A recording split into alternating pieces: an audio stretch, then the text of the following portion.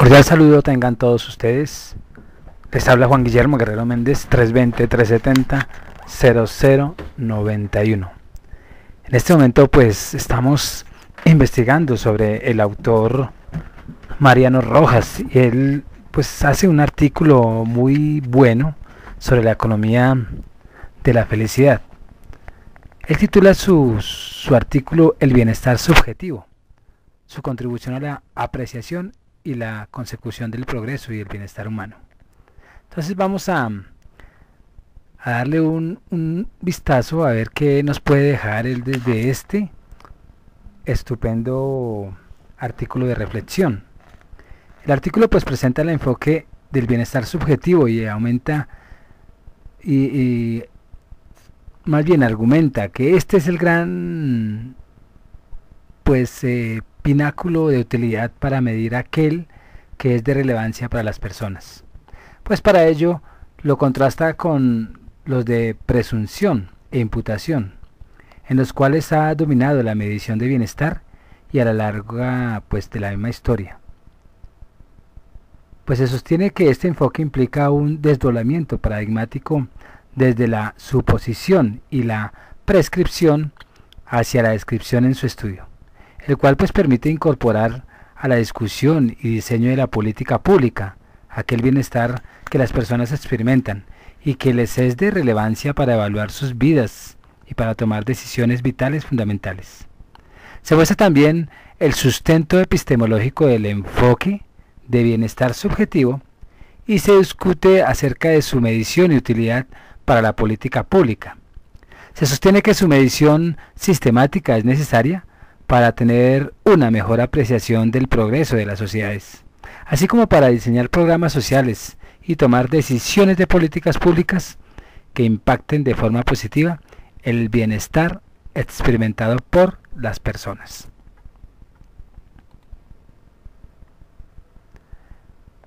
En esta, vamos a hacer una pequeña introducción y podríamos decir que el progreso es un concepto vago que tiene una función útil. Y eso lo dice Rojas en el 2009. Y se asocia a un recorrido desde lo considerado como inferior hacia lo superior.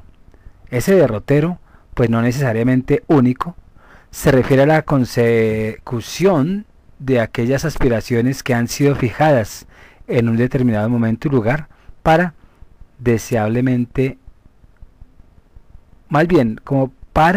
sea deseablemente por una sociedad. Pero eso entre comillas. Entonces, como tal, el progreso es un concepto que motiva y justifica la acción humana. Es útil al permitir comparar sociedades en el tiempo y el espacio, al justificar la implementación de estrategias de desarrollo y políticas públicas, y al hacer posible la evaluación de los distintos esquemas de organización social como buenos o malos. Las acciones y políticas sociales son buenas en tanto hagan una contribución importante al progreso de la misma sociedad. Y es un derecho y quizá una obligación de cada sociedad el definir qué debe ser considerado como progreso. En el México de inicios del siglo XXI, ya se ha llevado a cabo de manera sistemática y dentro del proyecto global midiendo el progreso de las sociedades. Una reflexión por parte de investigadores consolidados de mucha disciplina para abordar esa pregunta fundamental se basó en Rojas del 2009b. Entonces, este capítulo sostiene que el progreso debe entenderse como el logro de un mayor nivel de satisfacción de las personas y que el bienestar subjetivo constituye un importante enfoque para entender y medir aquel que es relevante para los seres humanos. El bienestar que es importante a los seres humanos es mucho más rico y complejo que el que cada una de las distintas disciplinas atribuye a sus agentes de estudio. Por ejemplo, las personas se ejercen como consumidores, pero son mucho más que eso. Por ello, no debe equipararse el bienestar humano a aquel que los economistas atribuyen al consumidor, ni puede entenderse el primero con base en las teorías del segundo. De igual forma, las personas se ejercen como votantes, pero son mucho más, por lo cual no debe equipararse el bienestar humano al que los politólogos atribuyen al ciudadano, ni puede entenderse solo con base en teorías de ciudadanía.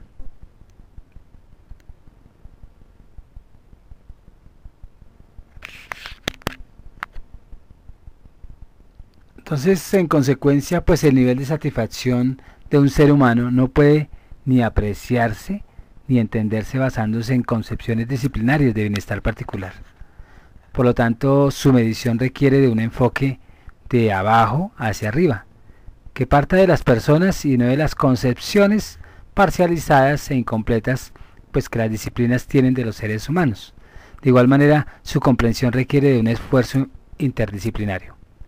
Entonces, el bienestar subjetivo constituye un enfoque útil para entender y medir el que es relevante a las personas, y este punto de vista viene a enriquecer de forma sustancial el estudio del tema, el cual pues durante siglos estuvo dominado por las tradiciones de imputación y de presunción. Y recuerden que todo esto lo encuentran en Rojas 2008 en sus obras y aún en su artículo. Entonces, ¿qué decir de esas tradiciones de imputación y de presunción? Pues la de imputación es popular entre filósofos y grupos doctrinales y se basa en la idea de que corresponde a los expertos o a aquellos con autoridad definir en qué consiste el bienestar y con qué, o más bien, y con base en ello, evaluar el de los seres humanos. Por lo general, utilizan un enfoque sustantivo para definir aquello que es bienestar, el cual se basa en la enumeración de un listado de criterios que, de acuerdo con la argumentación y capacitación de convencimiento de los expertos, son relevantes y esenciales para que haya bienestar. Además, usar este listado para clasificar a las personas y juzgar quién goza y quién carece de bienestar. El juicio que las personas hacen acerca de su propio nivel de satisfacción es de poca relevancia de la tradición de imputación, ya que se considera que el juicio correcto, verdadero y auténtico es el que realiza el experto. Se considera, ¿no? Entonces, en consecuencia, la tradición de imputación sigue un acercamiento de arriba hacia abajo en la definición y en la medición del bienestar, siendo los expertos o aquellos con autoridad quienes determinan qué es, cuáles son sus componentes, cómo se agregan estos para la construcción de un indicador unidimensional y quienes tienen o carecen de bienestar.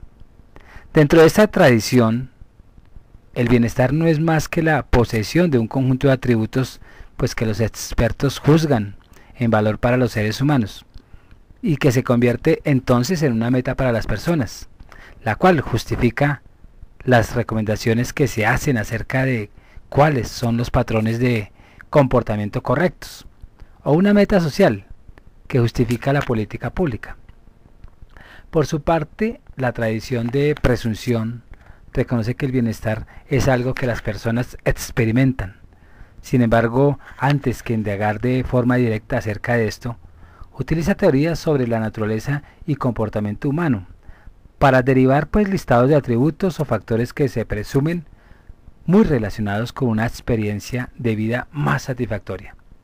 En consecuencia, pues dentro de esta tradición, el bienestar termina siendo definido como el acceso a un conjunto de factores que se presumen relevantes para tener una experiencia de bienestar. Es notorio el énfasis que cada disciplina académica pues pone en un grupo particular de variables. Por ejemplo, la economía enfatiza la importancia del ingreso y el consumo de los habitantes, mientras que la ciencia política lo hace en otras como la posibilidad de participar en las elecciones o de vigenciar de derechos civiles, debido a que no hay criterios claros para corroborar cuáles variables son relevantes para el bienestar que las personas experimentan y cuáles no. El listado que forma el bienestar dentro de esta tradición termina expandiéndose en manera considerable con base en la capacidad argumentativa y de convencimiento de sus proponentes. Entonces, en ambas tradiciones se corre el riesgo, tanto en la política como en la social, pues en ambas tradiciones se corre el riesgo de terminar estudiando un bienestar que es ajeno a los seres humanos. Es un bienestar prototipo falso impuesto. Y se enfrenta pues también el tema de definir quién tiene la autoridad para juzgar el bienestar de otros, o más específico, a cuál de todos los juicios o teorías debe darse atención. Sin duda alguna, en la definición de quién tiene la autoridad intervienen factores de distribución de poder o de economía política. Además, se presentan los siguientes riesgos. El primero, pues de error de predicción, y surge al equivocarse el experto acerca de la importancia del impacto, pues que ciertos factores tienen sobre el bienestar. Tiende a sobredimensionar o a subdimensionar la importancia de algunos elementos. Segundo, de perspectivismo. Se genera cuando el entendido en la materia juzga desde su condición o circunstancia particular. De esta forma, lo que es relevante para él lo expresa en su circunstancia y puede ser irrelevante para otros en otras circunstancias. Tercero, de etnocentrismo. Entonces aparece cuando el experto considera que lo que es relevante en su cultura también lo es en todas las demás, según su etnia, ¿no? Cuarto, de focalización. Surge cuando el experto sobredimensiona la importancia de su área de estudio y deja de lado otros aspectos que son relevantes para los seres humanos. Y este riesgo pues se agrava debido a la especialización y a la compartimentalización disciplinaria. Y por último, pues de ausencia de corroboración. Quizá el riesgo más grave que se enfrenta surge de que ninguna de las tradiciones se somete a los criterios científicos de planteamientos y corroboración de hipótesis. Por ello es imposible saber si el listado de factores y criterios que los expertos utilizan para imputar o hacer presunción sobre el bienestar de las personas en realidad impacta el bienestar que éstas experimentan. ¿Qué decir de ese enfoque de bienestar subjetivo según el autor? Pues ha sido muy utilizado en disciplinas como la psicología de Kahneman, Algly 2000 y la sociología de Beethoven en 1992 hasta el 97 y así otros. Entonces, parte de la pregunta directa que se hace a la persona acerca de su bienestar, pues se les pide hacer una apreciación de su vida, por lo general en términos de qué tan satisfecho está en su vida y de qué tan feliz es. En ocasiones se indaga también acerca del estado afectivo y de su satisfacción en diferentes aspectos de su vida. Y eso ustedes lo podrían leer también en Ferrer, Carbonell 2002 y Cummins 1997. Beethoven en el 84 pues afirma que el bienestar subjetivo solo puede medirse mediante la pregunta directa al sujeto y que no hay espacio para escular ni especular sobre el bienestar de una persona con base a sus posesiones o su expresión facial o su comportamiento, sino que el enfoque trabaja con una concepción de bienestar que está demasiado vinculada a la vivencia de los seres humanos y que está proveyendo información relevante sobre cómo estos experimentan su vida, ya que es el interesado quien provee la información acerca de su bienestar. Además, este enfoque evita los riesgos de predicción, perspectivismo, etnocentrismo, focalización y concentración de poder mencionados con anterioridad, y permite seguir el método científico en el estudio del bienestar y de sus factores relevantes. Entonces la disciplina económica ha dado prioridad al estudio de las acciones de las personas y ha marginado el de sus declaraciones y se concentró en el análisis de la elección, desde que Pareto en 1909 mostró que para explicar las decisiones de consumo en las personas pues era suficiente asumir una función de utilidad ordinal. Lamentablemente este énfasis en la elección y en la ordinalidad de la función de utilidad, hizo que los economistas tuvieran poco por decir acerca del bienestar. La teoría económica del bienestar pues no puede ir más allá de plantear la posibilidad de condiciones de oportunidad de Pareto, con base en supuestos no corroborados, y que su estudio no vaya más allá de postulados teóricos respecto a su relación con variables económicas. Para la economía, si no hay números que un postulado lo sustente, no es válido. Entonces se ha creído por error que la teoría de la preferencia revelada sugiere que el bienestar debe estudiarse con base en el comportamiento de las personas. Sin embargo, esta teoría dice muy poco respecto al tema, ya que su interés está en revelar el ordenamiento de un conjunto de canastas de consumo.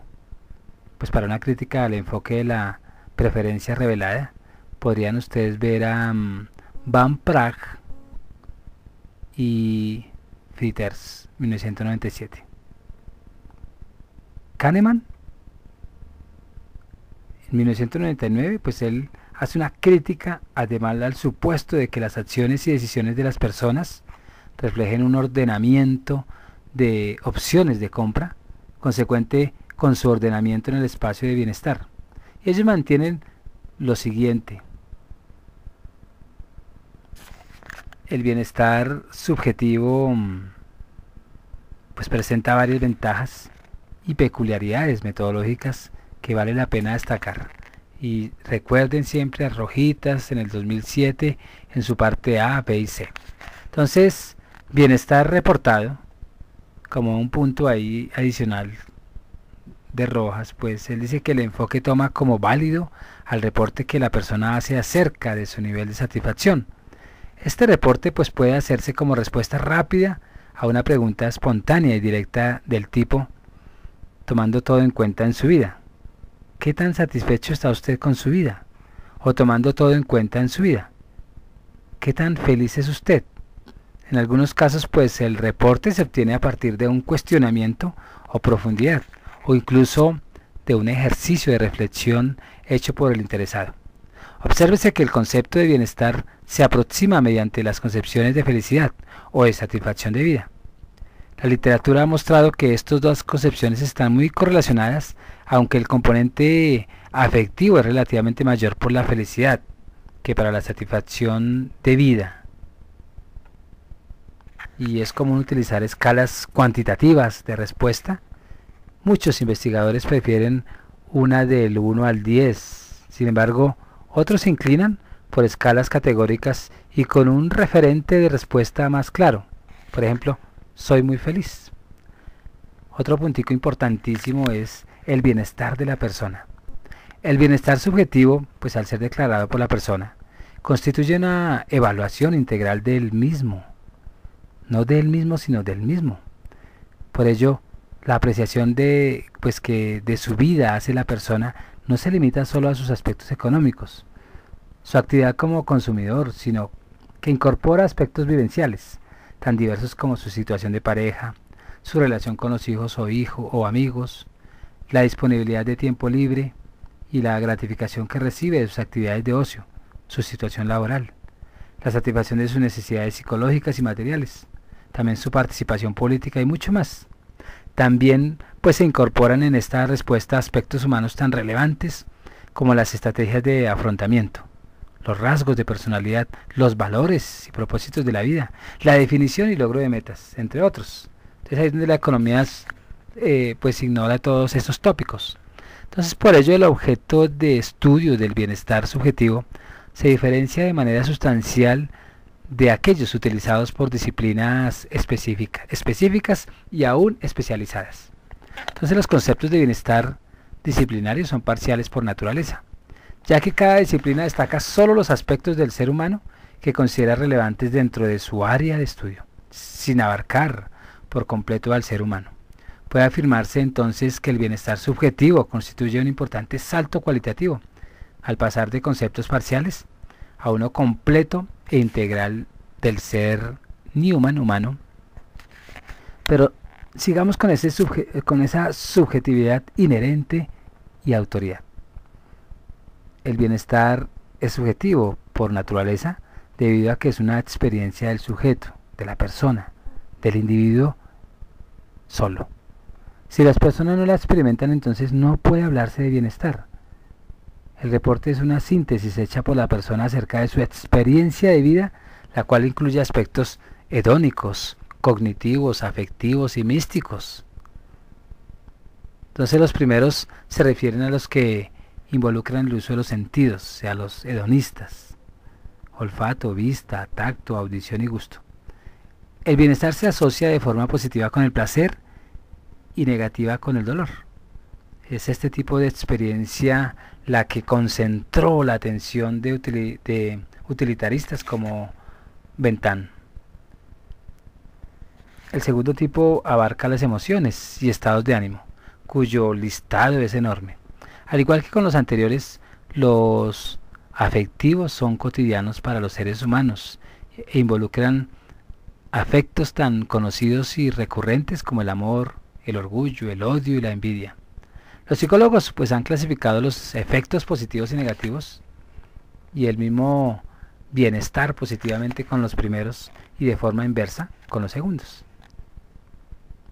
El tercer tipo de experiencias cognitivas, de experiencias que son las cognitivas, pues están asociadas al alcance de metas y aspiraciones o logros, o a la imposibilidad de alcanzarlas, como los llamados fracasos. Entonces el bienestar se asocia de manera favorable con los logros y negativamente con los fracasos. Es claro que las experiencias de tipo cognitivo están asociadas a las aspiraciones que la persona tiene, así como a las normas que utiliza para evaluar la situación. Y un cuarto tipo de experiencia de satisfacción menos estudiada es la mística, asociada a vivencias de carácter espiritual. Pues cabe agregar que estas no son excluyentes y que en no pocos casos puede generar resultados de conflicto para el bienestar de las personas. En este bienestar vivido como experiencia, el que es relevante para los seres humanos, quienes son capaces de hacer una síntesis de una situación en afirmaciones como soy feliz, estoy satisfecho con mi vida, estoy a gusto conmigo mismo o me gusta la vida que tengo. Por ello se afirma que cada sujeto es la autoridad para juzgar su bienestar, no el experto ni el especialista, pues cuya labor debe ser generar teorías y corroborar hipótesis que expliquen ese bienestar. Pero ya se vuelven, como lo generalizan, entonces ignoran a las personas porque todos tenemos un concepto individual de la felicidad. Entonces, de manera errónea, en un intento por uniformar criterios y evadir las complejidades que la subjetividad implica, algunos enfoques han optado por la utilización de variables objetivas para aproximar al bienestar de las personas. Y no cabe duda que muchos factores cuya medición puede considerarse como objetiva son relevantes para el final, para el nivel de satisfacción que las personas experimentan. Pero esto no son el bienestar experimentado por el individuo, sino sus potenciales fuentes. Por ello, cuando se estudia el de un ser humano, tal como él lo vive, es imposible evitar la subjetividad, pues el bienestar no es un objeto, sino una experiencia que vive el sujeto. La relevancia de los factores explicativos de medición objetiva no está tanto en su objetividad, sino en su estrecha relación con el bienestar de las personas, la cual es un aspecto que debe corroborarse antes que asumirse.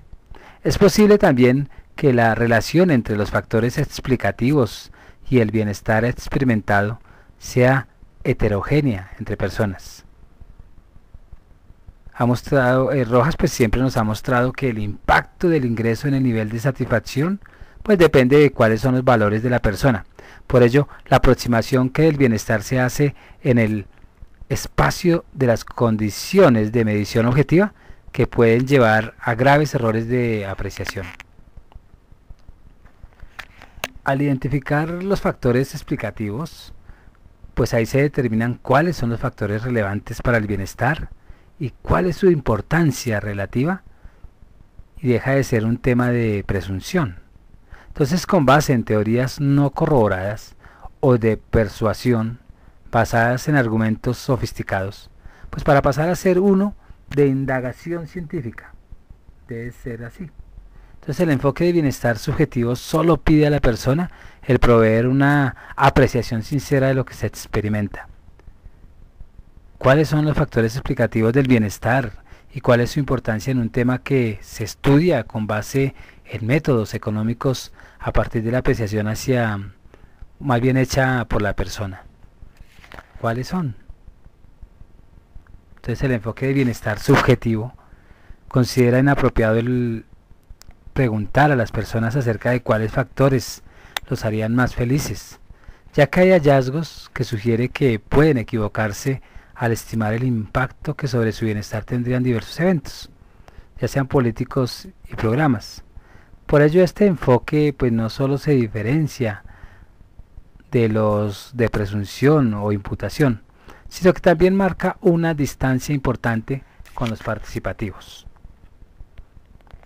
¿Qué decir de la transdisciplinariedad? Pues se ha manifestado antes que el conocimiento generado por las disciplinas académicas es limitado en su capacidad para entender un fenómeno complejo como lo es el bienestar de un ser humano. El estudio del bienestar subjetivo pues requiere un acercamiento transdisciplinario. Sin embargo, debido al que el conocimiento ya está organizado en disciplinas académicas claramente demarcadas, lo conveniente es seguir un enfoque interdisciplinario en el estudio del bienestar. ¿Qué decir de la apreciación del bienestar? Satisfacción de vida y felicidad. Beethoven en 1984 pues él considera que la mejor forma de indagar acerca del bienestar de las personas es mediante la pregunta directa sobre la satisfacción de vida a su felicidad. Estos conceptos son usados de manera cotidiana por las personas y constituyen una síntesis acerca de su experiencia de vida. Entonces la felicidad no es un constructo académico, sino que es un concepto familiar para las personas. Y ahí pues tendríamos que tener en cuenta, ahí con esa H mayúscula, Eibrom 2003. Entonces la apreciación que de su vida hace el ser humano con frases como soy feliz, me hace más feliz, estoy insatisfecho con mi vida no marcha bien y otras, cumple una función relevante para la forma de importantes decisiones de vida. Por ejemplo, cambiar de trabajo, decidir con quién casarse, terminar una relación de noviazgo, migrar, comprar una casa, etc. Se ha argumentado que esta apreciación tiene incluso una función evolutiva. Y las personas no tienen problemas para responder rápida a la pregunta directa acerca de su felicidad o su satisfacción de vida, ya que es información que maneja de manera cotidiana. Argilé en el 2002 pues nos está manifestando que la apreciación de estos dos conceptos involucran procesos mentales, cognitivos y afectivos. Sin embargo, la satisfacción de vida pues tiene una carga cognitiva relativamente mayor que la felicidad. Por ello se espera que sea menos volátil y muestre una relación más estable con sus factores explicativos. No obstante, este es un tema que requiere de más estudio empírico. Vámonos con esa satisfacción en dominios de vida más allá del dominio económico. El enfoque de dominio de vida ha mostrado ser útil para entender el bienestar de las personas. La literatura sobre este tema ha mostrado que puede entenderse mejor la satisfacción de vida de una persona cuando se conoce lo que tiene en los distintos dominios de su vida. Y pues en la literatura podríamos buscar a Salvatore y Muñoz Sastre, 2001, Molière y Sarís, 2001, Van, aquí a Rojas en el 2006, y toda esta literatura pues parte de que la satisfacción de vida de un ser humano emerge como resultado, no necesariamente aditivo ni lineal, de su satisfacción en muchos dominios donde las personas ejercen como seres humanos, lo cual implica por lo general tener relaciones de pareja, con hijos, padres, hermanos, amigos, vecinos y colegas y todo lo que encuentre uno, así como hacer uso del tiempo libre disponible en actividades como deportes, cine, lectura, todo lo que ustedes entienden como aprovechamiento del tiempo libre. Pues asimismo involucra tener un trabajo formal o informal y responsabilidades laborales, por ejemplo, podríamos decir todo eso, ¿no? Y preocuparse por la satisfacción de necesidad y deseos materiales, además de la necesidad de la salud. Rojas en el 2007, en la parte A, pues plantea que para demarcar los dominios de vida es conveniente seguir tres principios básicos. El de relevancia para la persona, que se refiere al individuo que debe identificarse con esos dominios. El otro es el de austeridad, y es el que se refiere que hay que evitar excederse en el número de dominios considerados a cada dominio, inclusive debe agregar explicación a la variedad de la satisfacción de vida. Y el tercero se refiere a la contribución académica, que es la demarcación de los dominios y debe ser para entender la satisfacción de vida y para la construcción de teorías y el diseño de políticas públicas. Entonces existen consensos de una demarcación de los dominios de vida que incluye el laboral, económico, familiar, amistad, tiempo libre, salud y entorno comunitario. Con base, y esto lo está diciendo Cummins en el 96. Entonces, con base en una encuesta realizada en el año 2001 en el centro y sur de México, Rojas nos muestra que en el caso de personas casadas y con trabajo, la satisfacción familiar es de crucial importancia para la vida, a la cual pues sigue en orden de importancia la del tiempo libre y con la salud, un poco menos relevantes pero aún estadísticamente significativos, la del trabajo y con la situación económica. Otros dominios que son relevantes para grupos específicos de la población pues son el de la amistad y el del entorno comunitario. También se menciona en la literatura los de vida espiritual y sexual, sin embargo existe poca investigación sobre la importancia de estos tópicos.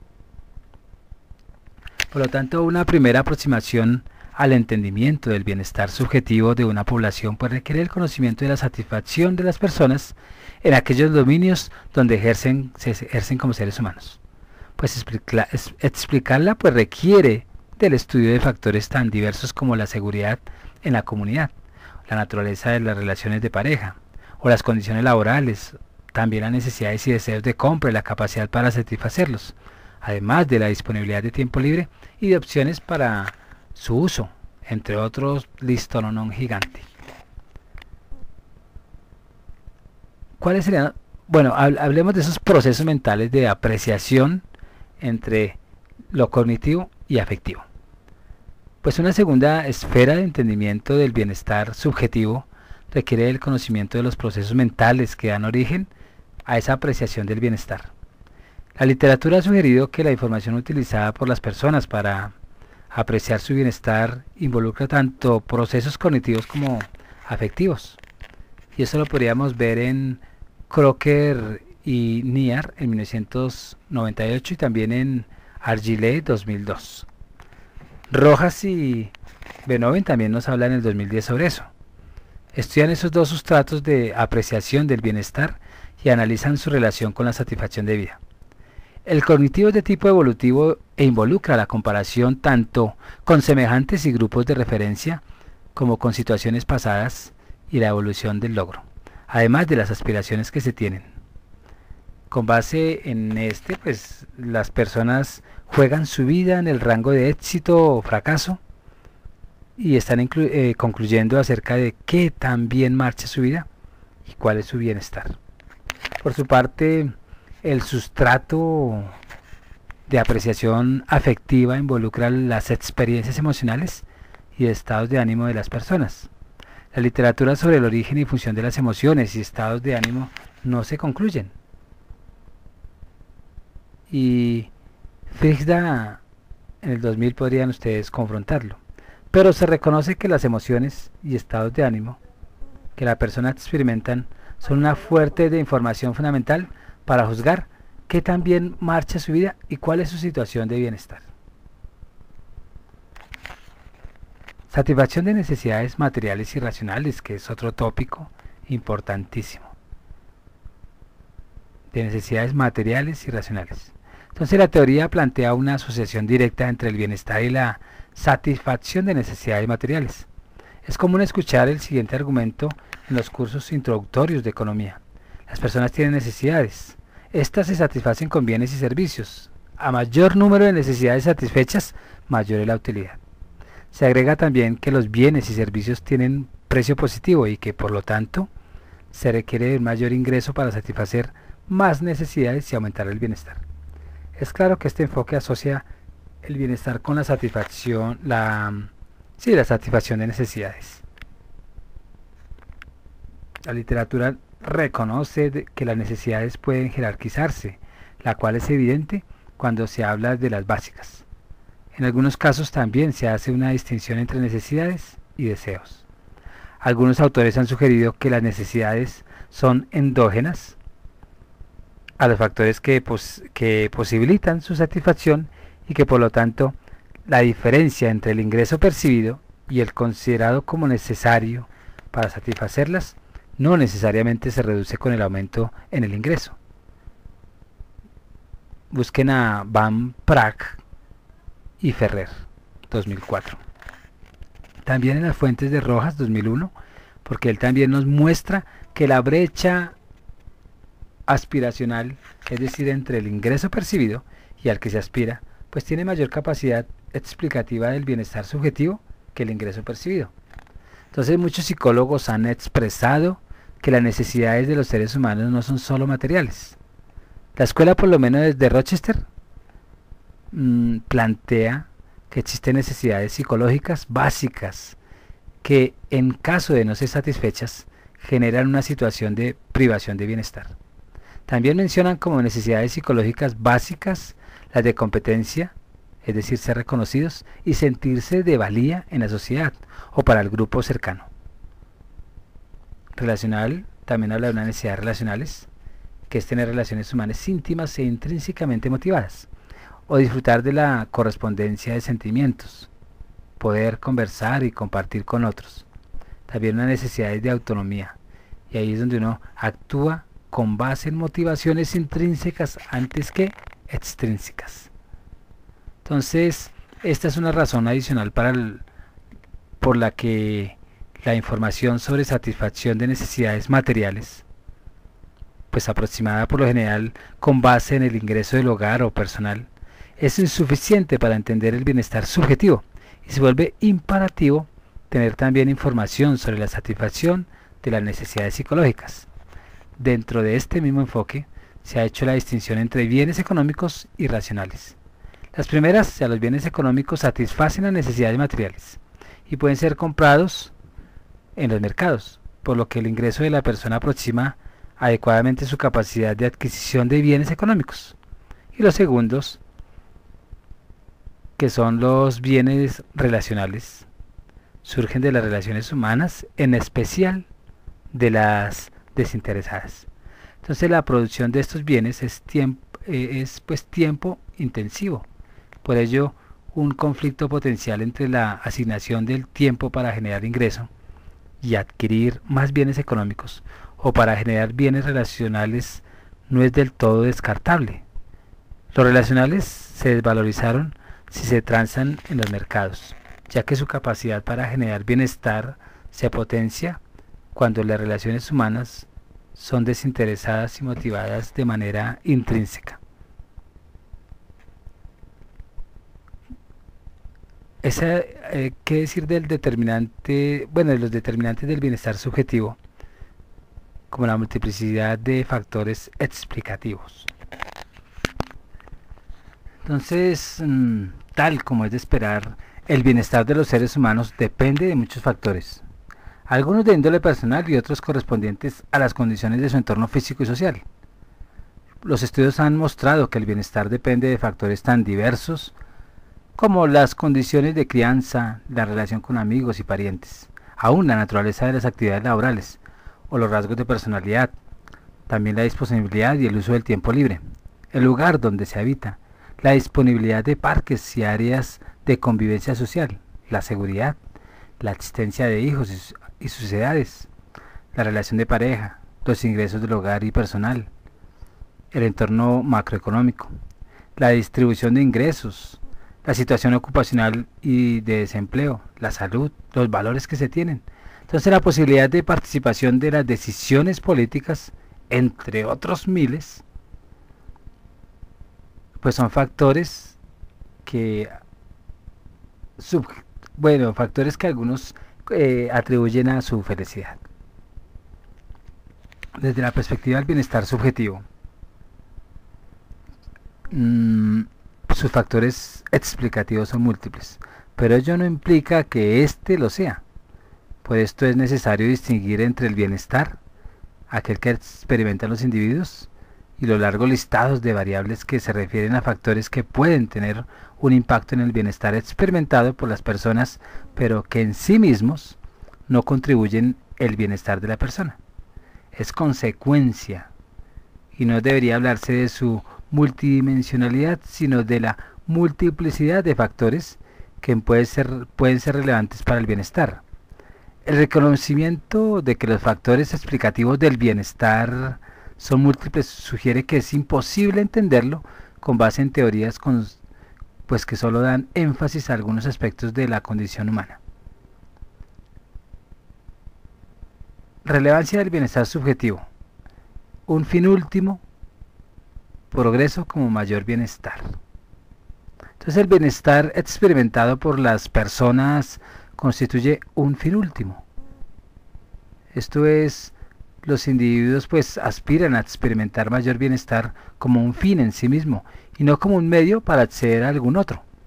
Por el contrario, variables como el ingreso personal o la adquisición de una casa y el tener un empleo son fines intermedios, ya que se aspira a ellos como instrumentos para acceder a una mayor experiencia de bienestar. La apreciación que de sus vidas hacen las personas pues les es gran utilidad para la toma de sus más importantes decisiones de la vida. Esta información es en sí misma de relevancia para la evaluación de los esquemas de organización social y del desempeño de las sociedades. Como tal, pues el bienestar subjetivo constituye un ingrediente fundamental en cualquier apreciación del progreso de las sociedades. Y eso también lo dice Rojas en el 2009 en su parte C.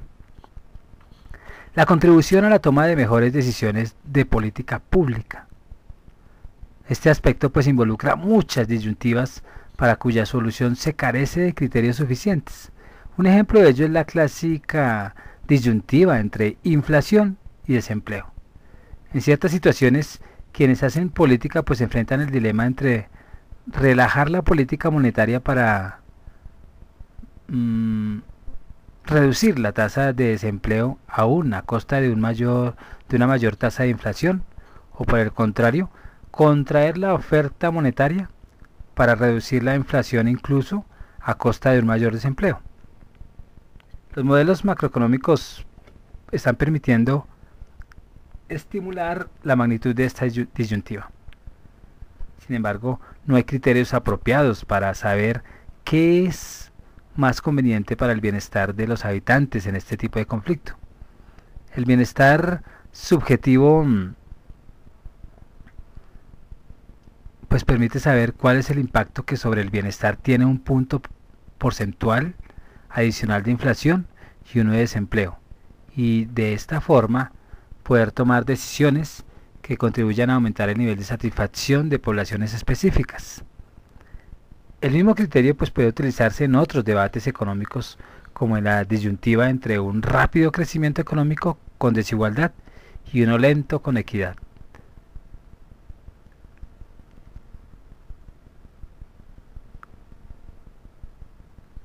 Diseñar, ¿qué decir del diseño de los mejores programas sociales?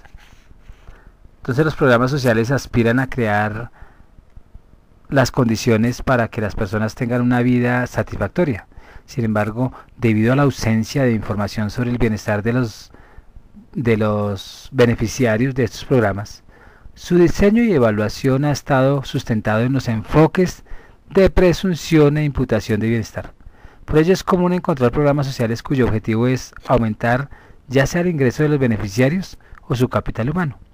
En otros casos, los programas se diseñan para mejorar un listado de indicadores considerados relevantes para el mismo bienestar.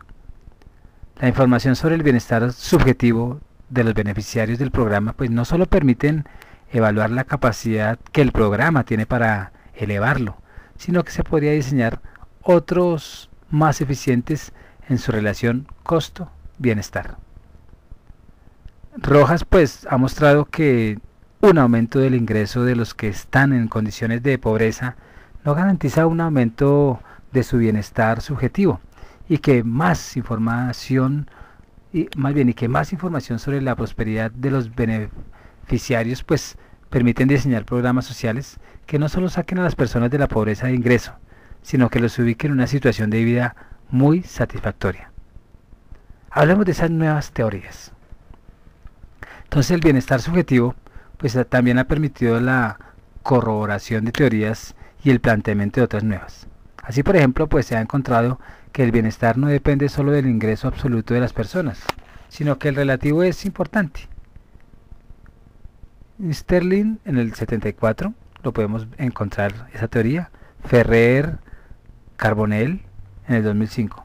Por ello, los aumentos de ingreso generalizados en toda la población tienen un impacto sobre el bienestar, pues que es mucho menor a los aumentos que son personas específicas. Se ha corroborado también que las personas muestran cierto grado de adaptabilidad o habituación al ingreso. Por ello, el impacto inmediato de un aumento permanente en el ingreso es mucho mayor que su impacto de mediano y largo plazo. Ahí podríamos buscar a Van den Brink 2000. Aún más, la literatura muestra que el trabajo no es necesariamente un mal, como lo postula la teoría económica tradicional. Por el contrario, pues muchas personas obtienen gran satisfacción de sus trabajos, al punto de que se ha afirmado que tan importante es cuánto gana la persona como la forma en que lo hace. Y eso pues podríamos buscar a Winkelmann 1998. Ese entendimiento del comportamiento humano, entonces la toma de decisiones motivada por la búsqueda del bienestar es un postulado básico de muchos enfoques. Buscar una mayor felicidad es una motivación crucial para el comportamiento humano. Por ello, mejores teorías sobre la naturaleza y fuentes de la felicidad pues permitirían entender mejor las decisiones económicas y no económicas de los seres humanos, como la decisión de emigrar o de por quién votar. Entonces hay unas recomendaciones más bien para la medición del bienestar subjetivo. Y es posible apreciar el bienestar subjetivo de las personas con base en variables que puedan formar parte de cualquier intento sistemático de medición y a un seguimiento de este en un país. Es importante hacer la distinción entre la apreciación del bienestar subjetivo de una persona y la medición de aquellos factores que, aunque relevantes para la explicación del bienestar, no lo contribuyen. La satisfacción de vida y la felicidad son dos variables claves en la apreciación del bienestar. Se utilizan preguntas del tipo, tomando todo en cuenta, ¿qué tan satisfecho está usted con su vida? Y tomando todo en cuenta en su vida, ¿qué tan feliz es usted? Por lo general, la pregunta se hace de forma directa y espontánea, y se ha encontrado que su respuesta presenta cierta sensibilidad a la ubicación de la pregunta en el cuestionario y al tipo de cuestionario en el cual se inserta. Pues también se ha observado que la satisfacción de vida contiene una carga cognitiva de apreciación de los logros y fracasos, que es mucho mayor a la que contiene la felicidad. Por su parte, esta tiene una carga afectiva, emociones, estados de ánimo, mayor a la de la satisfacción de vida. Por ello, aunque ambas variables están muy correlacionadas, hay diferencias en su contenido de información. Es común trabajar con una escala de respuesta numérica, por ejemplo en el rango de 0 a 10, donde 0 representa la menor satisfacción, es decir, menor felicidad, y la 10 mayor satisfacción, mayor felicidad. Entonces algunos investigadores prefieren trabajar con una escala de respuesta categórica, como la de Likert, que presenta opciones desde extremadamente infeliz hasta extremadamente feliz, y estos investigadores se inclinan por una respuesta con un referente que se puede identificar de forma clara. Asimismo, pues conviene tener información sobre esas apreciaciones cognitivas y afectivas que la persona hace de su vida.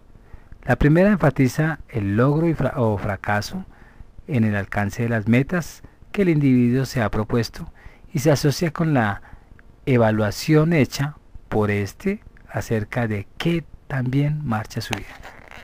Es común utilizar el tipo de preguntas llamadas Best Worst Life para indagar sobre estos aspectos.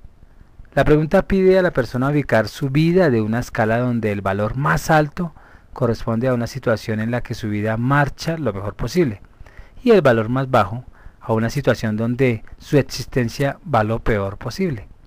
La apreciación de la vivencia afectiva del individuo pues se hace con base en baterías de preguntas respecto al estado anímico y emotivo y de este en los días previos.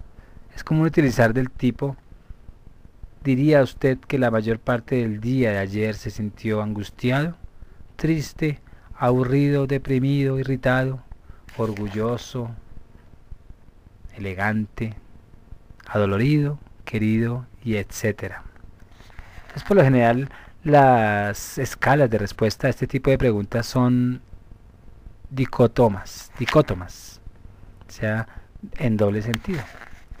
Un tercer tipo de pregunta se refiere a la satisfacción con la situación en distintos aspectos o dominios de vida, donde las personas ejercen como tales, por ejemplo, su tópico laboral, económico, de pareja, en relación con los hijos, con la disponibilidad y uso del tiempo libre, entre otros. Estos cuestionamientos pues tienen un foco de apreciación más preciso. Y se ha encontrado que la fase de no respuesta a las preguntas de bienestar subjetivo es muy baja, inferior a las que se refieren al ingreso del hogar y que las personas responden rápido y este tipo de preguntas, lo cual no es sorprender, ya que el cuestionamiento hace referencia a un tema familiar para cada individuo y sobre el que se piensa a menudo. Por ello, el costo monetario de los cuestionarios de bienestar subjetivo es relativamente bajo. Se ha encontrado y estudiado la existencia de varios sesgos que pueden generarse en la aplicación del cuestionario, por ejemplo, influencias que sobre la respuesta tiene el día y lugar en que se emplea el instrumento de captación, así como el orden de las preguntas. Y eso lo podríamos buscar en Strack 1991 y 1999. Sin embargo, el conocimiento de estas desviaciones pues permite reducir su impacto con el fin de optimizar la información útil sobre el bienestar de las personas y se recopila a partir de los cuestionarios, a no ser que medie un beneficio o perjuicio en la respuesta. No es esperable que las personas respondan de manera estratégica a la pregunta sobre su bienestar.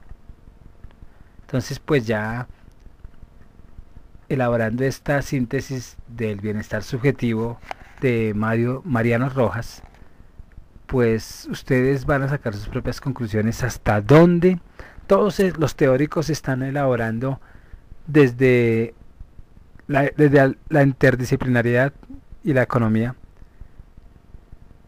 que no solamente las satisfacciones son desde el dinero, o no solamente las satisfacciones tienen que darlas a través de un cuestionamiento o un cuestionario, sino que el subjetivismo es tan relevante que cada uno tiene su apreciación del bienestar de acuerdo a su experiencia. Se despide Juan Guillermo Guerrero Méndez, 320-370-0091.